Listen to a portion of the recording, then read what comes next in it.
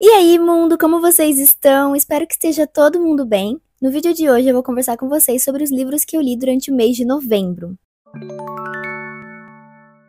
Foram 10 leituras, a maioria foi livro nacional, a maioria foi de autoras mulheres e tiveram 2 novos favoritos. E acho que só uma decepção. Minha primeira leitura do mês foi Há um Lugar para Mim na Casa de Meu Pai, que é da Patrícia Espírito Santo. É um livro nacional que eu ganhei de presente da Heloísa, que ela é apoiadora do canal, e eu amei ler. Eu tava lendo sim porque eu queria ler mais livros de não ficção. Nesse livro aqui, a Patrícia ela é uma jornalista e ela vai pra África, né, pro Malawi, levar máquinas de costura, né, fazer essa oficina para ensinar os refugiados lá de um campo do Malawi a costurar e ter um jeito de receber alguma renda. E aí ela foi coletando relatos, né, e conversando com diferentes pessoas lá nesse campo de refugiados, coletando depoimentos informais e reuniu tudo nesse livro. Nesse campo a gente tem refugiados de diferentes países, né, tem do Burundi, de Ruanda, Camarões, República Democrática do Congo, e são pessoas que tiveram que deixar o seu país, fugir do seu país por, né, violência, por questões de perseguição étnica, perseguição sexual, conflitos políticos, grupos de saqueadores, disputas de terra, são várias coisas que foram, né, ocasionar essas pessoas a fugirem e se refugiarem lá no campo do Malawi. São pessoas que ficaram sem pátria. No início aqui do livro a gente vai ter alguns capítulos explicando a história desses países, né, de onde surgiu esses conflitos, a história mais ou menos ali do continente africano, dessa colonização de exploração, que é um continente que tá preso a esse passado terrível, né, de abuso aos nativos, que a história única que tem é a história dos colonizadores, e a gente vai entendendo todo esse contexto político e social que a gente tem desde lá do passado, né, e isso acarretou todos esses conflitos internos que eles têm hoje em dia. São rixas passadas de geração em geração, é muito preconceito assim por etnias também, então você não pode ter uma pessoa de uma etnia casando com uma pessoa de outra etnia, tem muita perseguição. E essas pessoas passam por fome, por miséria, por violação dos direitos humanos, né? Elas estão sempre tendo que recomeçar, sem ter um lugar onde elas possam ficar, sabe? Sem ter garantia de futuro. Depois a gente ter um pouquinho esse contexto, né? E saber a história desses países, a gente vai para os relatos propriamente ditos. E a autora conversou com pessoas diferentes, com mulheres, com homens, com crianças, com pessoas LGBT, com familiares, com diversas pessoas para trazer diferentes relatos aqui. E são histórias, assim, muito fortes, muito pesadas, muito sensíveis. É muito tocante, sabe? A gente realmente sente a dor dessas pessoas com as palavras que eles nos falam. E tem os mais diferentes tipos de relatos aqui. A gente tem, por exemplo, o relato de um cara que era super privilegiado, assim, muito privilegiado mesmo, ao ponto dele conseguir estudar. Esse era o maior privilégio ali, né? Ele tinha uma família, de certa forma, rica, que conseguiu incentivar ele nos estudos, tanto ele quanto os irmãos. Ele conseguiu até passar em uma ótima faculdade, só que ele teve que adiar 3 anos esses estudos, porque estourou a guerra. E ele não podia nem sair de casa ali. Essa leitura faz a gente questionar muito o nosso próprio meio, né? Nossa própria bolha. Como a gente tem tantos privilégios que a gente não percebe. Por exemplo, só de não ter que esperar uma guerra passar pra você poder começar a estudar. Claro que eu digo isso falando assim, aqui de onde eu estou, né? Mas obviamente que a gente tem muitas histórias de miséria e pobreza aqui no nosso país também. Enfim, a gente se questiona muito também porque, assim, isso tá acontecendo agora. É nesse exato momento que isso tá acontecendo, sabe? Esse livro, esses relatos são de 2018. E a mídia não dá foco pra isso. E essas pessoas, mesmo passando por tudo isso, elas ainda têm fé, sabe? Elas ainda têm esperança,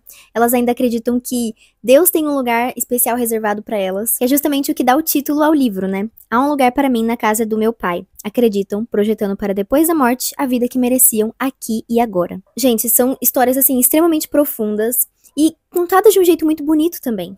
Isso me fez questionar levemente, assim, até onde vai as modificações da autora. Fiquei pensando quão fiel são esses relatos aqui, né? Porque a maioria das pessoas aqui dos relatos não tinha nem escolaridade. E eu senti também que a autora soa um pouco Salvadora Branca nesse meio, sabe? Principalmente quando ela foi lá pro Malawi pela primeira vez. Em algumas falas dela aqui e ali, tem esse tom. Mas eu achei esse livro muito bem pesquisado, muito bem construído. Virou, assim, um dos meus livros de não ficção favoritos.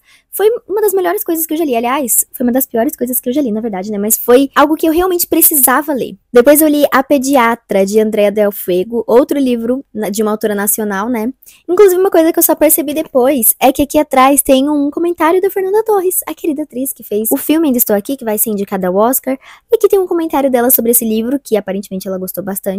Talvez eu e ela não tenhamos um gosto tão parecido. Aqui a nossa protagonista é a pediatra. Ela é uma mulher cínica, completamente egoísta, sem filtros. Ela só é pediatra pela conformidade ali, sabe? O pai dela é médico, a mãe dela é enfermeira. E aí tava no caminho, ia ser mais fácil ser médica. Ela já ia ter até um próprio consultório ali, né? Na clínica do pai dela, ia ser um salário bom. Então assim, ela foi lá, fez. Ela faz o arroz com feijão bem feito. Ela é bem medíocre na profissão dela.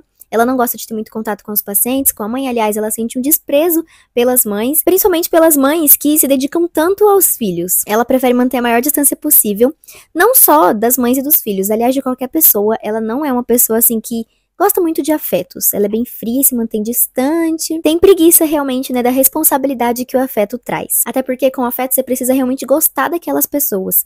E não dá pra você descartar. Se de uma hora pra outra você deixar de gostar, você não pode dar tchau. E o que ela quer é justamente essa facilidade de poder trocar de figurantes. Ela não quer mais você na vida dela, pronto, ela não vai mais ter. E aqui o livro começa quando ela tá passando por uns certos dilemas ali no relacionamento, uns dilemas profissionais também. O relacionamento com o marido dela tá bem ruim. E surge ali um outro médico, né, um outro pediatra também, que ele tem ideias diferentes das dela e ele pode roubar as pacientes dela. Além de outras coisas que vão acontecendo ali, né? Ela começa a ter um caso com o pai de um paciente. A empregada doméstica dela do nada fica grávida. E aí ela já não gosta de grávida, e agora tem uma grávida na casa dela. E essa relação patroa-empregada que elas têm é muito problemática. Aliás, o livro é repleto de relações sociais complexas, de conflitos de classes e contradições morais e éticas, principalmente isso. Ela é realmente uma personagem completamente detestável. Até que algo inesperado acontece que vai despertar uma mudança gradativa nela. Ela vai se tornar meio que obcecada por alguma coisa. Enfim, ela é completamente maluca. O livro é completamente maluco.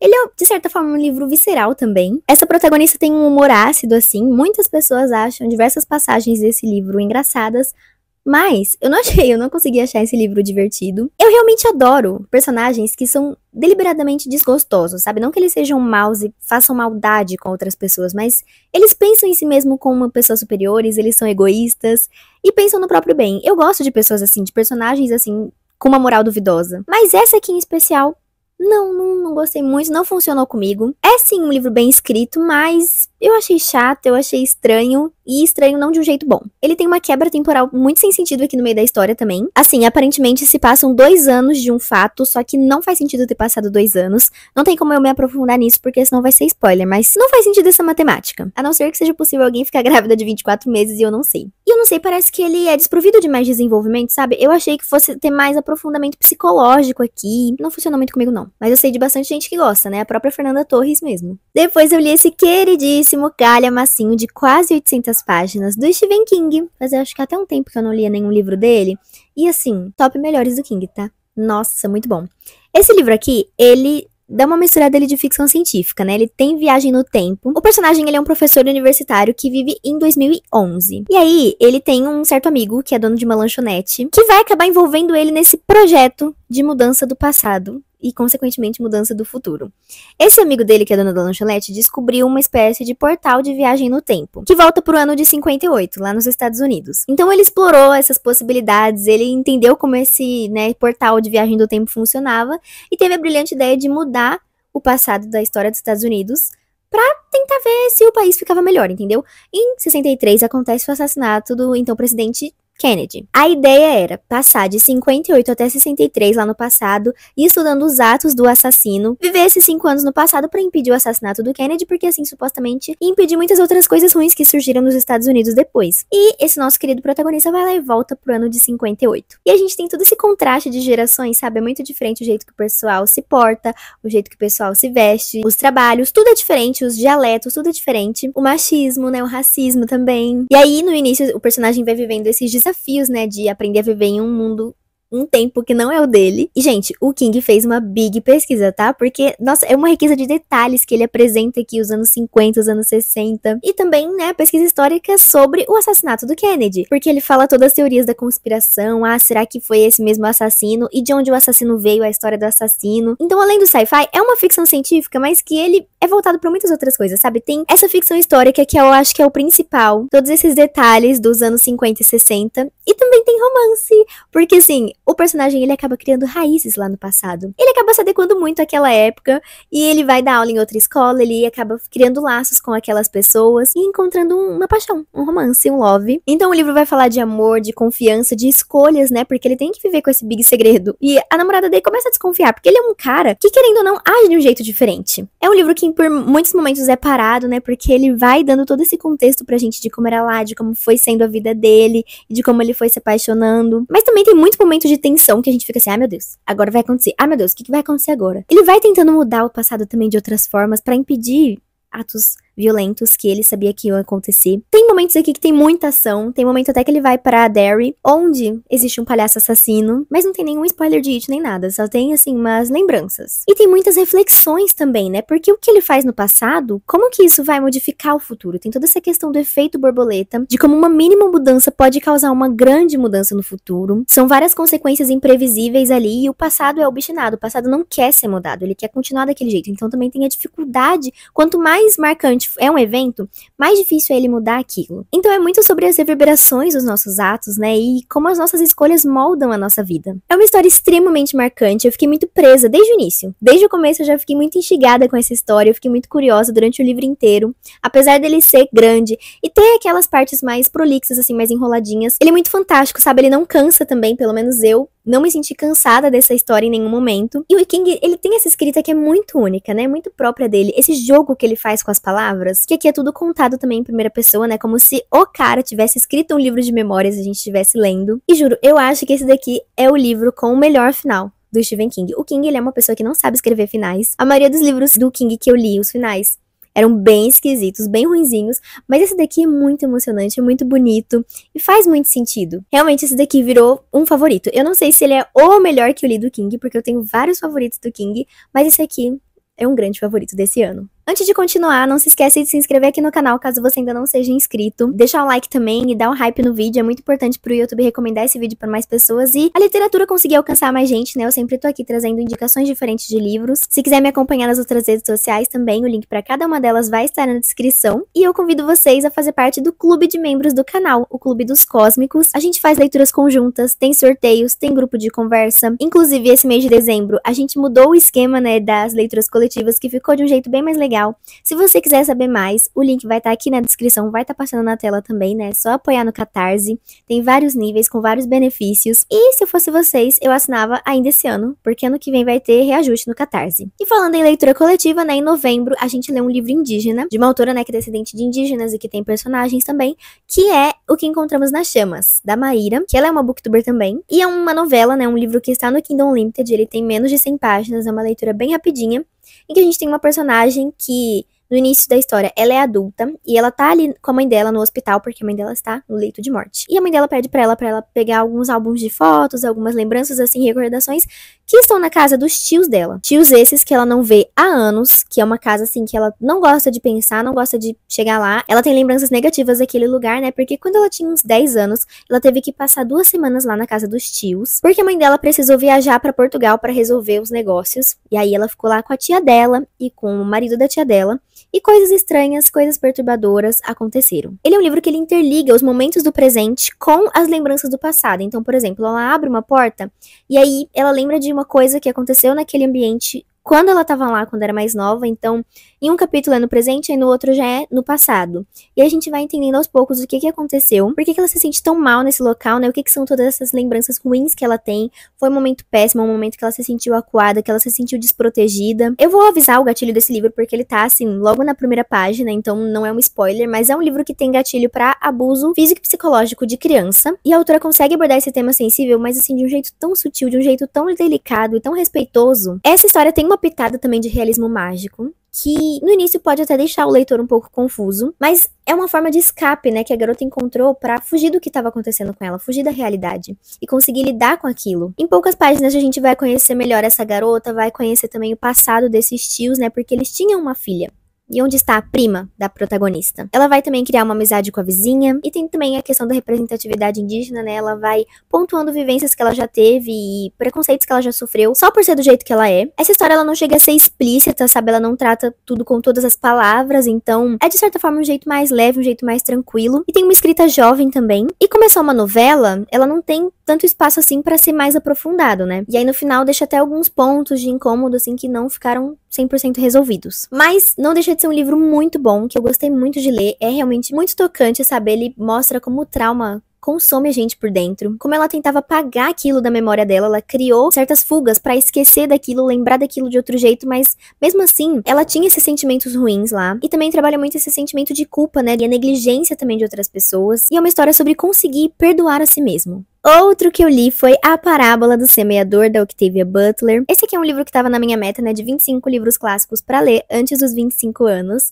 Eu li Kindred dessa autora, acho que há uns 4 anos atrás, e eu amei, é o meu livro favorito até hoje, e eu nunca tinha lido nada mais dela.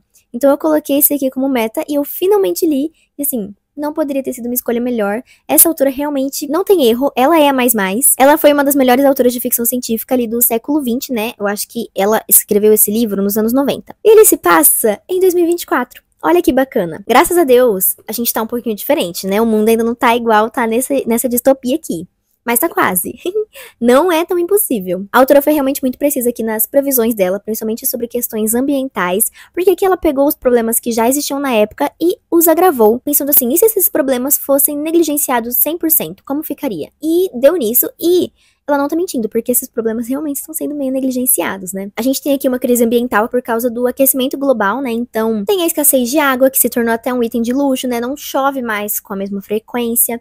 Todos os alimentos subiram muito de preço, as pessoas estão passando por um momento de miséria, de fome. Isso as torna mais vulnerável a doenças também, então assim, muitas pessoas estão extremamente doentes, estão se rendendo a vícios, abusando das drogas. A gente tem até as consequências de como seriam esses efeitos das drogas nos filhos de pessoas viciadas. Então tem uma nova doença, entre aspas, que surge assim. Tudo isso levou também à quebra da economia, então a gente tem aqui um sistema de trabalho quase escravocrata novamente, porque as pessoas trabalham aqui só pra ter, sei lá, o que comer e onde ficar, e vão gerando cada vez mais dívidas com o próprio empregador. A desigualdade entre classes sociais está ainda mais acentuada. A gente também tem aqui questões raciais, né, porque ainda é visto com muito maus olhos pessoas de diferentes raças terem um relacionamento. E assim, tudo isso gerou o caos social, né, as pessoas aqui ficaram numa desordem, aqui é muita violência, é uma loucura, é um ambiente meio pós-apocalíptico, assim, sabe?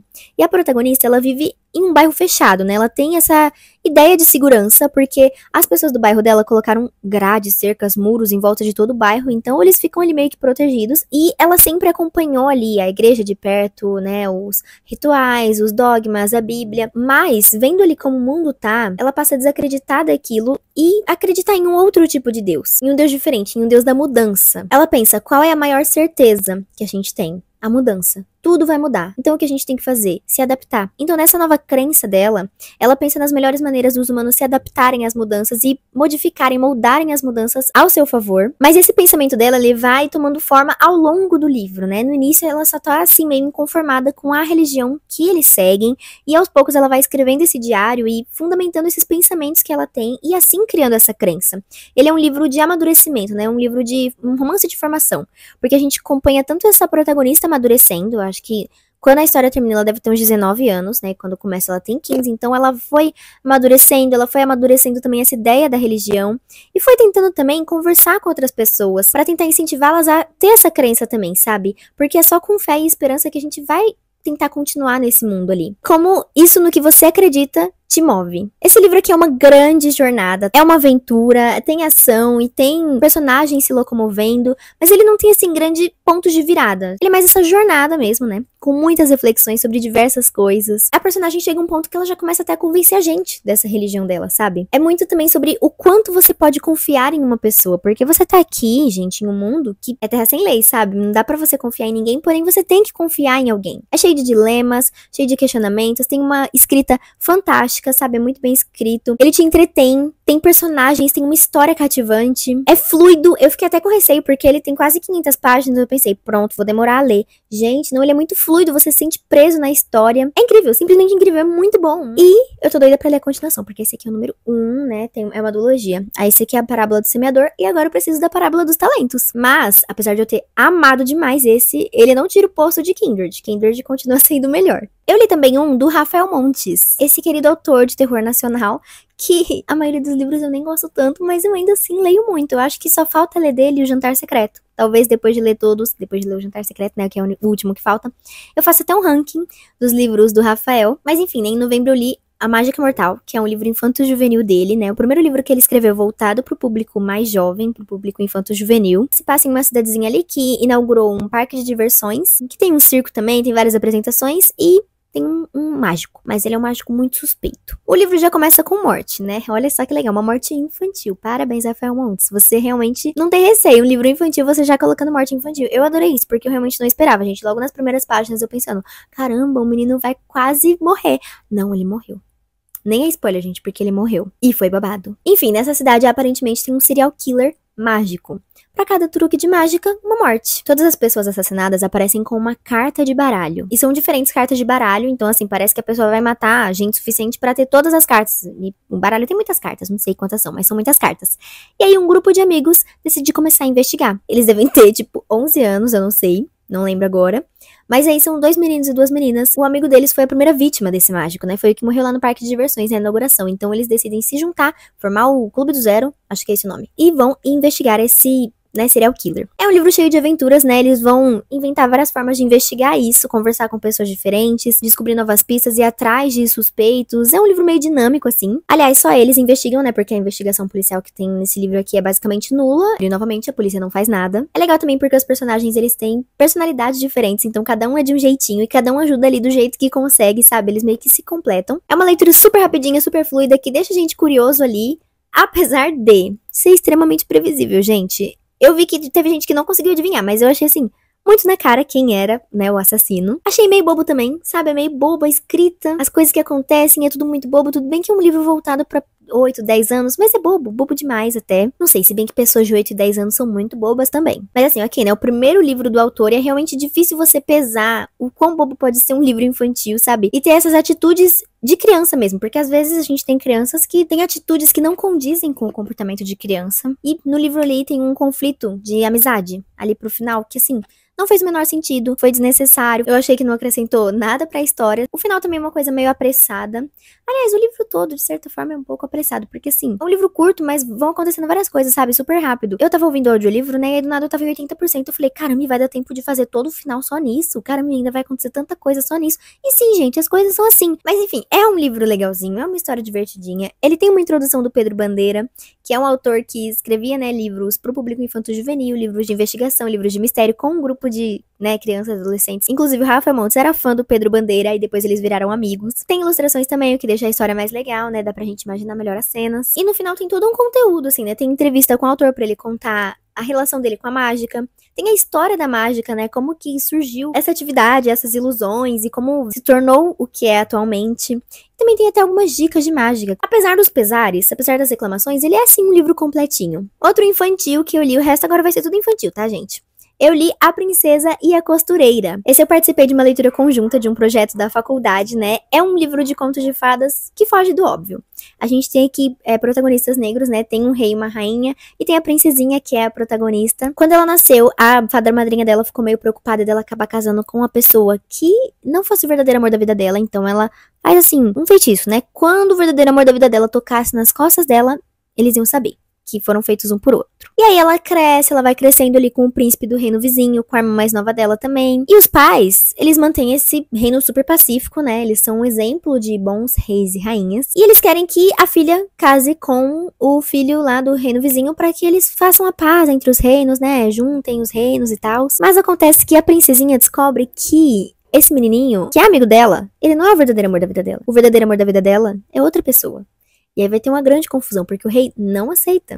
Não está certo. E aí vai ter, né, os desdobramentos. Trabalha esses assuntos que são vistos como tabu de um jeito bem delicado para as crianças, de um jeito bem voltado realmente para as crianças, né? Fala de todos os tipos de amor, fala de preconceito. E, além disso, tem toda essa atmosfera de contos de fadas, de torres, de guardas, de magia, elementos fantásticos. É uma história bem legalzinha, que vai tratar do assunto de uma maneira interessante. Porém, eu achei um pouquinho simplório. Ou ele é simples demais pra criança mais velha, assim, ele tem pouca profundidade. Ou ele usa palavras difíceis e poucas ilustrações pra crianças mais novas. Então, assim, a criança mais nova que vai ler, tem uma palavra ou outra ali que é mais difícil, ele tem bastante texto, ele tem pouca ilustração. Mas a criança mais velha que vai ler, ela vai estar apta a entender aquele texto, porém não tem aprofundamento, sabe? Se era pra voltar pra criança mais velha, dava pra aprofundar um pouquinho mais. Ele é um texto muito direto e reto. Mas, né, tem um detalhe. Contos de fadas normalmente são assim mesmo. São histórias assim, cruas. Então pode ser por isso, né, que ele tenha sido escrito desse jeito meio superficial, entre aspas. E além disso, eu também achei que a história teve um step hétero ali, sabe? A história podia só ter aqueles personagens ali, mas aí acrescentou mais personagens que viviam uma vida heteronormativa, que eles não tinham nenhuma necessidade de estar ali, sabe? Eles não eram necessários pra mover a história. Realmente foi só pra facilitar a resolução e pra ter um assim, ó, pelo menos esses aqui entendeu? Não sei, às vezes eu posso estar indo profundo demais em um livro infantil. Pode ser também. Mas é porque vocês não participaram do debate, gente, eu juro. O debate que teve foi com o pessoal da educação. E, gente, o pessoal foi bem profundo. Até eu me surpreendi. Eu falei, gente, como vocês estão tirando tantas metáforas de um livro infantil? Mas, enfim, foi isso que eu achei, né? É um livro bem legal, porque são poucos os livros que a gente vê que tem representatividade negra, que tem representatividade LGBT e que trazem também esse conto de fadas. Porém, ele não é lá essas coisas, não. Ele podia ser melhor. Por fim, eu também li A Coleção dos Gatos Alados, da Ursula Le Guin. Ela é a minha autora favorita de todas. Ela escreve ficção científica, sim, com uma pegada social, com uma pegada política. Ela escreve extremamente bem todos os livros que eu leio dela. Eu favorito, eu adoro. E aí ela escreveu 4 livrinhos sobre gatos com asas, voltados pro público pequenininho, pro público infantil, pras crianças. E eu quis muito ler, porque é uma fofura esse box. Vem aqui com essas 4 historinhas. Gatos Alados, que é o primeiro livro. A gente acompanha eles nascendo. Eles nascem na cidade, assim, uma região que é muito perigosa.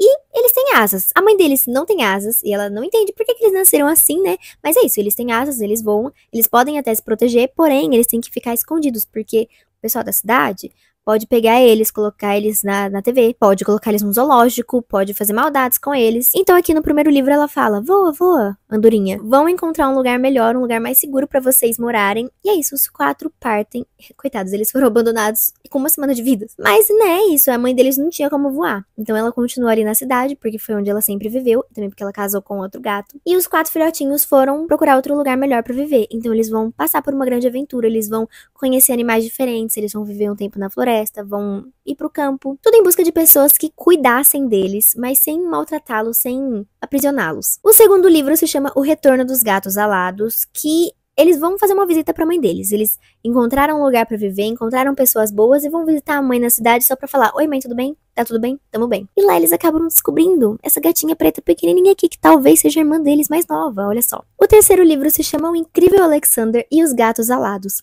Eles vão conhecer esse gatinho laranja, que ele não tem asas, mas ele é incrível. Esse gatinho, ele morava ali com outra família, mas ele partiu pra explorar o mundo. Ele sabia que ele era incrível, então ele tinha que fazer coisas incríveis.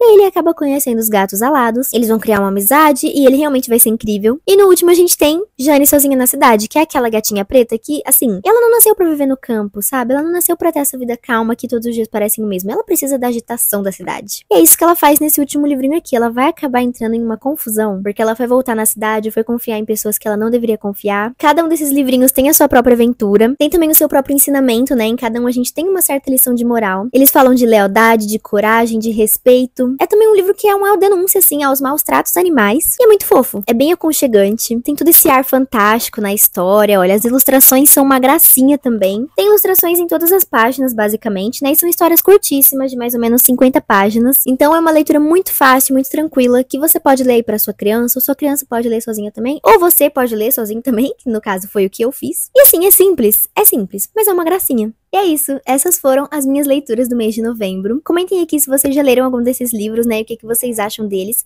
ou então as leituras de vocês de novembro e quais vocês indicam. Eu espero muito que vocês tenham gostado, e até o próximo vídeo.